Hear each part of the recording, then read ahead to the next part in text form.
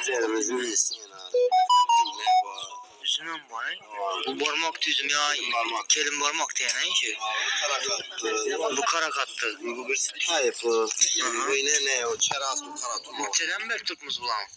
10 milyon. 10 milyon ne? Üzümem şu bakalım. Aa evet. 10 milyon.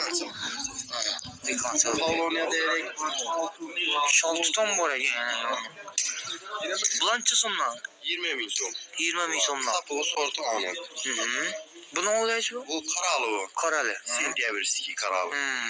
Yani uzun çakıyla olur yani. Boz ba, gilas ba, kim Polonya diyerek kaynağı. Uzun çason. Boz 20 milyon var. 20 milyon. Polonya diyerek neyim vakasında. Pavyonla direkt ha? Değişiyor. Çason? Çason 15 milyon bir. 15 milyon ha? Onun telefonu dışarıda maşatı var. Nasıl olsa ha? Güzel. Telefonu yani. Sulu buladı ha? Sulu buladı. Bütçeler var, şeftalı, alma, eri. Bütçen çason? Bütçe 15'ten beri. 15 milyon. Hemen bir Şeftalı erik hemesinden bu. Geliş bir hemen değil kansalık verir. Şimdi bunu özü düşünüyoruz doğru mu?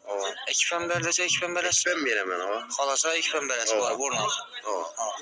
Telefon numarını açmayın. 88'lik 355 1088. Telefon atıp telefon yapılaş arası. Rahmet sağ ol o zaman. Yandaydı.